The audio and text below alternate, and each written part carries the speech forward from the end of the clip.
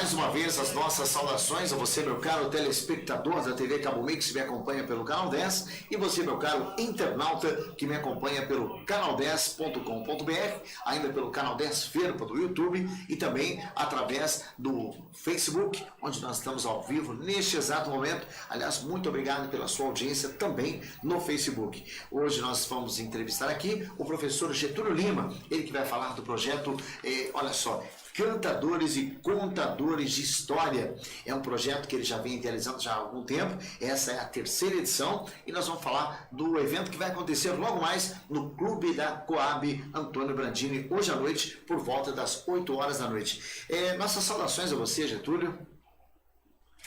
Boa tarde, Reginaldo. Boa tarde, amigos do Canal 10. Mais uma vez estamos aqui para falar um pouquinho sobre a nossa atividade na Escola Antônio Tanuri, e eu gostaria de agradecer vocês pela oportunidade, e a gente vai bater um papo, falar de algumas situações, algumas características e algumas novidades que nós temos a respeito do nosso projeto, uma vez que ele já faz parte da atividade educativa da Escola Tanuri, e nós gostaríamos de mostrar aqui um pouquinho hoje a respeito não só do evento, mas sobretudo da importância para a atividade educativa e o que ele representa dentro do nosso intuito, e é isso que nós vamos esclarecer algumas situações aqui. Bem, Getúlio, é interessante também que a gente deixe bem claro que é a questão do caipira, né? A gente sempre tem que tirar aquela coisa pejorativa do caipira, né? Sempre aquela coisa do caipira, quer dizer, não é aquela coisa pejorativa, porque o homem do campo, ele tem os seus sonhos, ele tem a natureza ao seu lado, ele tem uma coisa muito importante, muito bacana, que é a sua visão de mundo através da sua visão de natureza. Então, as riquezas que a cultura caipira tem, será explorado neste evento, não é isso? Sem dúvida, Reginaldo. O importante é lembrar que quando nós falamos de caipira, nós estamos falando da construção de uma identidade de um povo, né? Eu sempre costumo dizer que a formação do povo brasileiro, nós podemos citar aqui, né, o grande Darcy Ribeiro, que ele colocou todas essas situações. Esse povo brasileiro, ele soube atribuir dentro das suas atividades uma identidade cultural bastante rica, né? E que nós, quando falamos de caipira, inclusive eu sempre agora, quando nós falamos a respeito da cultura caipira para os nossos alunos, para os nossos, enfim, para todos aqueles que estão imbuídos na atividade educativa, nós falamos a respeito das características do caipira, que na verdade é uma situação que representa a formação de uma cultura bastante rica, né? Uma vez que nós temos aqui o povo brasileiro tendo, assim, não sendo um povo homogêneo, ou seja, a formação de diversas identidades, nós criamos uma que é isso que nós chamamos de caipira.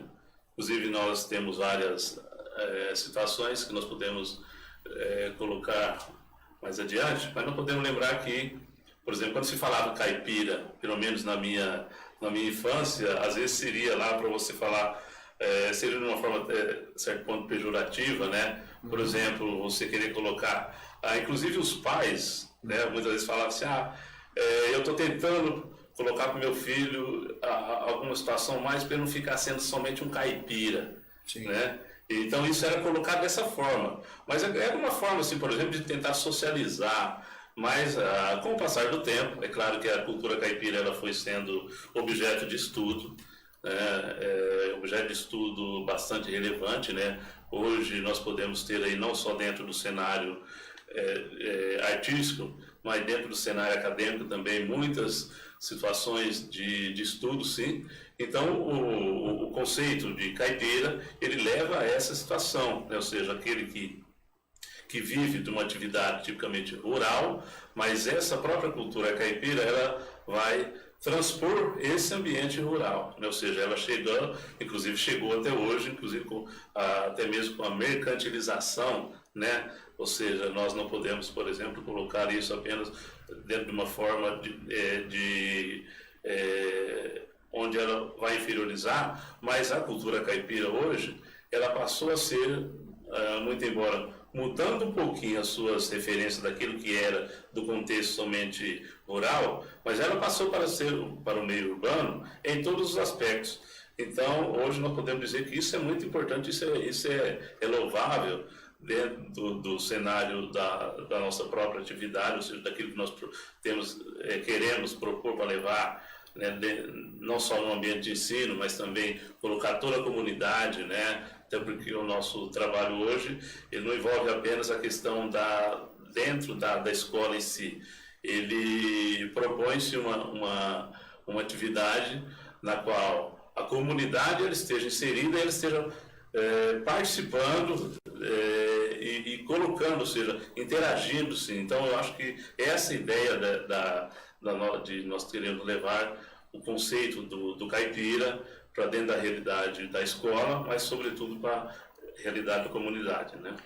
Getúlio, é muito interessante nós falarmos também sobre a programação, né? Nós teremos aqui hoje a apresentação da Orquestra de Violeiros do Maestro Tito, que inclusive já esteve várias vezes aqui no nosso programa. Todo mundo sabe do talento que ele tem e do talento dos meninos que vão se apresentar lá. E também o dialeto do caipira, que vai ser explorado através de alguns professores. Também haverá alguns cartazes mostrando a evolução da questão rural nesse país. Vale lembrar que até 1960 o Brasil era muito mais rural do que urbano. Isso com o tempo foi evoluindo e o homem do campo ele foi vendo na cidade outras evoluções. E hoje, num sistema mais globalizado, a gente nota que dentro de uma fazenda, dentro de um sítio, pode-se encontrar um computador, pode-se encontrar um celular 4G e pode também se encontrar uma antena parabólica, quer dizer, o cara está interligado no mundo todo através, né, dessa globalização que colocou. Então, o homem do campo ele já não é mais aquele homem acanhado que ficava distante da realidade dos grandes centros. Hoje ele é um homem atualizado também. E ele tem a sua cultura. E mesmo naquela época, seja na cultura da culinária, seja na cultura do dialeto, da questão da viola, do violão instrumental, o homem tinha a sua cultura. Porque cultura não requer exatamente diploma. Muito pelo contrário, requer conhecimento sobre algum assunto ou alguma arte. Haja visto que Tunico e Tinoco começou a sua carreira tocando de ouvido o violão, a viola, e se tornaram aí ícones da música sertaneja, Tião Carreiro e Pardinho e por aí vai, né? Então, nós temos aí toda uma riqueza a ser explorada no evento. Então, vai ser bastante interessante que as pessoas vão também aprender cada vez mais, né? Teremos a questão do êxodo rural, que vai ser muito bem citada pelo nosso coordenador João Lima, que vai falar a respeito disso. Você também vai falar a respeito do projeto e como foi que nasceu, Getúlio. Como é que você, evidentemente, se inspirou para fazer esse projeto que é tão importante, que é tão interessante e, acima de tudo, tão cultural para a nossa comunidade? Sim, Reginaldo, bastante pertinente a sua colocação. Gostaria de, como foi lembrado por você, da nossa parceria que nós temos aqui com o Maestro Tito, né, que, para que todos saibam, já é a terceira vez que ele não mede nenhum tipo de esforço para estar lá com a gente, ou seja, sempre situando não só com o seu talento, mas com tudo com a sua participação dentro do contexto da nossa realidade cultural da região de Fernandópolis. Então, eu gostaria de agradecer muito esse envolvimento que ele tem, ele e todo o seu pessoal, né, que ele dirige muito bem. E gostaria de lembrar também que o evento ele traz aí uma série de situações que quando nós trouxemos ele para a escola, ou seja, nós pensávamos numa situação, naquele momento, como um projeto de ensino, só que esse projeto de ensino ele foi criando outras situações que ele transpôs o projeto de ensino. Hoje ele tem uma representação bem maior, né, porque nós temos lá o pessoal da escola envolvido. É claro que tem aqueles que estão mais envolvidos, né, diretamente, como foi o caso que você citou, o próprio coordenador João Lima, você mesmo, Reginaldo, que participa, que é o nosso parceiro atuante, né, e os demais colegas, né, temos assim, é claro que, embora as áreas afins elas estão todas integradas ali, mas tem os colegas que participam mais, ou até mesmo pela própria condição que lhe é colocada dentro do envolvimento do projeto, né? Porque a escola ela não é apenas esse projeto que que está pontuado ali. Ele faz parte de um dos projetos do PROEMI, né, que tem um investimento, inclusive, do governo federal, investimento esse que até então foi muito importante para a gente poder estar atuando, né? Então nós poderíamos dizer que quando esse projeto hoje ele virou digamos que ele já faz parte de uma força, digamos assim, não só da Escola Tanuri, mas até mesmo da comunidade adjacentes à Escola Tanuri, né? Então nós podemos dizer que hoje nós temos vários parceiros, né? Visto que, por exemplo, nós citamos aqui o próprio Tito, né? O Maestro, nós temos o Canal 10, pode-se dizer que é o nosso parceiro também importante. Né? Perfeito. Nós temos a própria comunidade que nos apoia. Então, assim, esse projeto surgiu a partir dessa ideia, ou seja, de levar para a escola uma referência da cultura, ou seja, da própria característica da nossa comunidade, né? Mas é claro que essa ideia ela tem que ser colocada no ponto de vista da parte educativa, né? Até porque nós temos toda uma sistematização do projeto e ele não é apenas um evento, ele faz parte de um projeto de ensino mesmo. Esse projeto de ensino, posso colocar aqui, né, algumas situações temáticas, né? Por exemplo, a questão do conceito da cultura caipira. O que nós entendemos o que é cultura caipira, por exemplo, a área de abrangência. Por exemplo, teoricamente nós poderíamos dizer que a cultura caipira ela vai se espalhando pelo interior de São Paulo, né, chegando a regiões como Mato Grosso do Sul, Goiás, Minas, norte do Paraná, mas ela transpõe muitas dessas fronteiras, né? Nós não podemos identificar assim apenas essa localidade, né? Mas o importante é entender que, por exemplo, a ideia do próprio povoamento da nossa região, ele está pautado dentro da concepção da cultura caipira. Então, nós levamos isso, por exemplo, para a escola. Então, ali você tem várias situações de estudo, né? Nós podemos dizer, por exemplo, a ideia do conceito do dialeto do caipira. O dialeto do caipira ele está na forma de falar, na forma como se colocava, por exemplo, até, inclusive o próprio nome diz, né, a denominação, como nós trouxemos, cantadores e contadores de história. Ou seja, a partir do momento que você canta, você está contando uma história. Sim. Então, essas histórias elas são contadas, sobretudo nas músicas raízes, né? Tão bem historicizadas, ou seja, toda essa valorização que nós temos da cultura, ela está identificada com aqueles que trouxeram para nós por meio das músicas raízes. E nós podemos identificar também, dentro dessas questões, no nosso próprio cotidiano, por exemplo, a culinária caipira. A culinária caipira, ela faz parte dos nossos atributos no cotidiano, né? Inclusive nós tivemos lá, né, falando um pouquinho do trabalho dos nossos alunos, ou seja, onde eles produziram, materializaram, né? E isso vai ser apresentado lá também no nosso evento, né? Lembrando que o nosso evento ele vai ser registrado em forma de produção de um DVD, que vai ser disponibilizado depois, né? Então, isso é um registro muito importante de uma situação de ensino, mas, sobretudo, de uma realidade da nossa comunidade que vai estar lá participando, lá no Salão da Coab, logo mais hoje à noite. Logo mais à noite.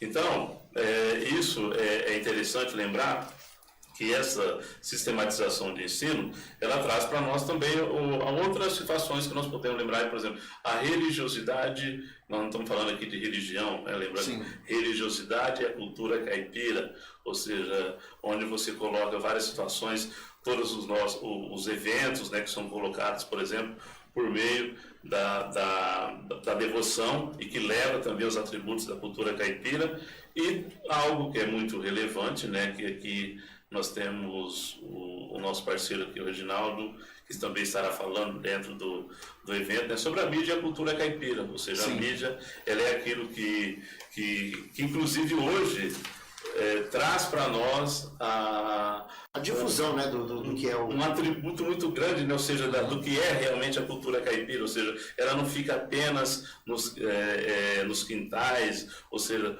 onde acontecia realmente, ela é divulgada e ela está ali como um acervo muito grande.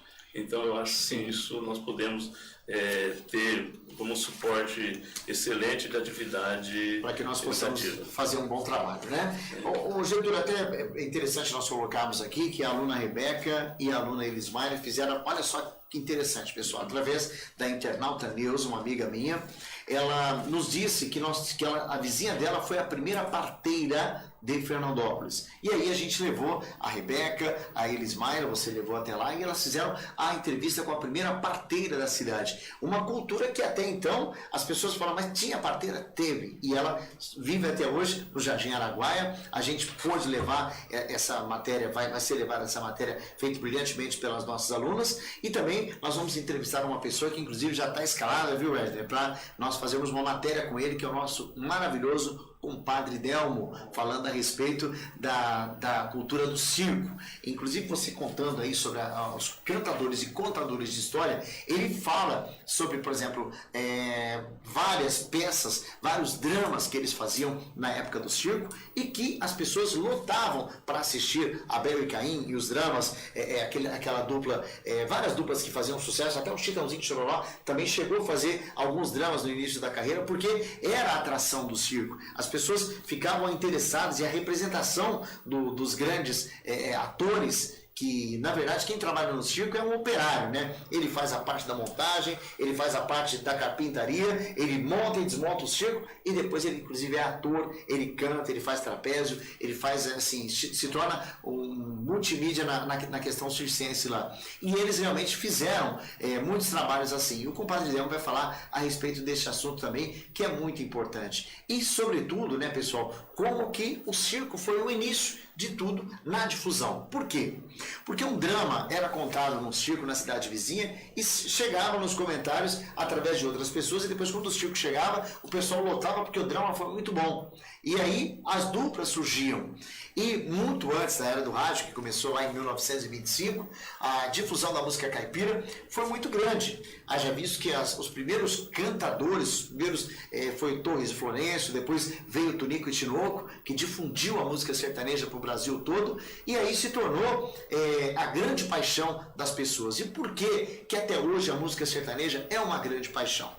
Porque o Brasil passou pelo êxodo rural a partir da década de 1960, o sertanejo teve que deixar a sua terra e ir trabalhar na cidade grande, veio com a Revolução Industrial, aquela coisa toda, teve que trocar, porque não tinha mais campo para ele trabalhar no campo, e aí ele tem a grande paixão dele, que é recordar os grandes momentos dele, na vida dele, quando ele vivia lá na roça. E aí o que aconteceu? Aquela saudade, aquela nostalgia fez com que o sertanejo fizesse toda aquela relembração dos bons tempos dele de vida. E aí ele foi se tornando um cara apaixonado pelo sertão, mas tendo que viver na cidade. Então foi onde os programas sertanejos começaram a acontecer no rádio. Tínhamos o Zé Bétio, tínhamos os grandes comunicadores, aquele Edgar de Souza na Rádio Nacional, e tantos outros comunicadores do rádio foram difundindo a música sertaneja. Só que era de manhã ou à noite.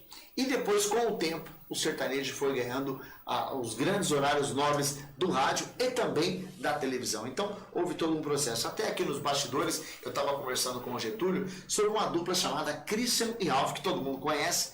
O Christian, pessoal, para quem não sabe, ele gravava em inglês nos anos 70. E naquela época era muito comum alguns cantores, Fábio Júnior, deixa eu ver aqui, o Gessé, o próprio Christian, o próprio Ralph, eles gravavam em inglês. Para se ter uma ideia, o Gessé se chamava Tony Stevens, o Fábio Júnior se chamava Mark Davis, o nosso querido Christian era Christian mesmo, mas era Christian no sistema americanizado, e o Ralph era Don Elliott, e eles chegaram a gravar músicas que fizeram um grande sucesso. Só que eles gravavam compactos simples, sem o rosto deles, né? Naquela época tinha os compactos simples, que as gravadoras faziam, vendia muito e eles ganhavam muito pouco. Depois, com as caravanas do Bolinha, do Raul Gil, que eles começaram a fazer sucesso, e finalmente o Christian e Ralph, depois de 10 anos cantando inglês, eles puderam finalmente gravar a música sertaneja com o disco Quebradas na Noite, que fez grande sucesso. A música regravaram Boiada, Poeira, e foi assim uma dupla que aconteceu e hoje é um sucesso. Talvez a dupla mais afinada do Brasil hoje é Christian e Ralph, né? Então todo esse panorama mostra a grande paixão que a música sertaneja sempre foi na vida, no cotidiano dos brasileiros e que muita gente às vezes desconhece. Então tudo isso a gente vai explanar hoje. A gente vai também falar a respeito de outros assuntos lá, a questão da mídia que a gente vai trabalhar, e poderíamos até trabalhar peça de teatro, mas por questão de tempo, que o teatro tem que ser uma coisa muito bem ensaiada, a gente não vai realizar. Mas teremos muitas coisas legais para falar com vocês, então você é o nosso convidado. Será hoje à noite, a partir das 8 horas, lá no Clube da Coab, e todo mundo sabe onde é que fica o Clube da Coab, Coab Antônio Brandini, a Coab mais antiga que tem em Fernandópolis, e você vai poder realmente saber sobre a cultura caipira e, mais do que isso, prestigiar ali a orquestra do Maestro Tito, que vai fazer um trabalho maravilhoso, né? Getúlio, você foi criado na cidade de Dirce Reis. Dirce Reis, aqui na região de Jales. Sim. Eu fui criado na região aqui de Fernandópolis, que é em Diaporã. Depois eu fui para Oeste, depois, cara, Oeste e Diaporã é longe pra caramba. Depois eu fui para Guarulhos, olha que choque, né? Eu acostumava pegar fruta do pé, aquela coisa toda, nadar em corda, fui morar em apartamento em Guarulhos, Deus me livre, foi uma coisa terrível, né? E aí depois, a gente voltou pro interior, foi um ano depois, foi em Euclides da Cunha Paulista, lá no Pontal do Paranapanema. E lá pega muita influência paranaense, porque é bem próximo ao estado do Paraná. Então, a gente tem uma cultura bem miscigenada, né? Mas o brasileiro, ele ama as coisas da natureza, né? É uma coisa muito bacana que a gente sempre coloca aqui para o nosso público, que o brasileiro, ele sempre tem aquela coisa da paixão pela roça, até o pessoal até brinca muito, né? A questão da pegada meio de roça, né? E todo mundo fala demais, porque é aquilo que o povo realmente gosta, né? O pessoal tem a paixão pela natureza, né? E tem até uma música do César e Paulinho, chamada Bobó aqui Bobão, né? Que fala, né? Que o caipira vivendo a natureza entende mais sua beleza do que lendo sobre ela, né? Essa coisa é bastante interessante. Eu gostaria até de dar um depoimento aqui, Reginaldo, a respeito dessas situações todas, né? Inclusive é importante até para os nossos alunos, né? E a turminha que convive conosco aí na nossa atividade. Assim, antes da gente participar de toda essa tribulação, né, do nosso trabalho hoje, nossos estudos, né? A gente, quando criança e adolescente, né, a gente tinha muito pouco em relação, se comparado com o que é hoje, ou seja, mas aquilo para nós era muito daquilo que nós poderíamos, daquilo que a gente apreciava, né? Eu estou falando no caso que naquele período a nossa distração maior era muitas vezes um radinho de pilha.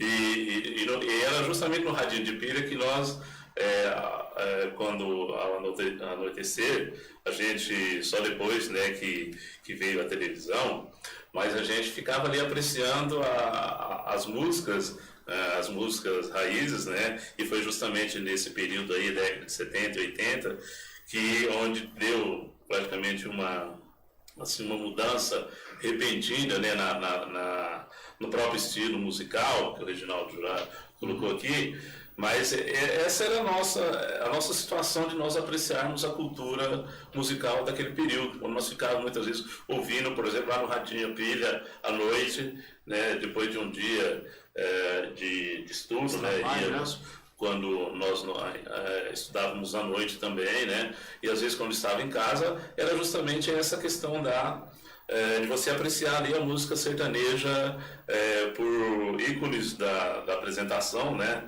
Como no caso Zé Bétio, que era o ícone lá do período da manhã. Depois nós tínhamos também uma apresentação dele no período noturno, né? Sim. Tinha também o irmão dele, o Oswaldo Betil, o né? Saudoso, os dois, né? Os três saudosos, o Zé, né? O Homero, não, o Homero é filho, o Zé Bétio, o Arlindo Bétio, que morreu tragicamente, o sanfoneiro mais velho do Brasil, e o Oswaldo Betil. Então, e assim, essa era a nossa atividade, nosso cotidiano ali, e nós desenvolvemos essa capacidade de apreciar justamente dentro desse contexto aí. Eu falei, é claro que hoje, com muito mais apetrechos tecnológicos, é claro que nós podemos vivenciar isso, mas a lembrança, a memória, ela vem dali, né? Então, e hoje, nesse nosso evento, logo mais, nós queremos trazer isso para a nossa realidade, para o nosso contexto, né? Então, isso,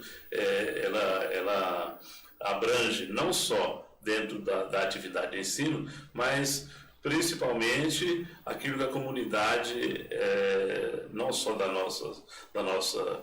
nosso bairro, da nossa escola, mas de toda Fernandópolis, né? Quem puder aparecer lá no salão da Coab, vai lá, dá uma chegadinha lá tem bastante espaço, né? Então será importante. Então, lembrando que nós estamos aí já há 2 semanas trabalhando com os alunos, lembrando, não é apenas o evento em si, né? Esse é um projeto que ele aborda várias situações, onde ele perpassa, inclusive, a atividade de ensino, para trazer muitas questões, inclusive questões de valores, né?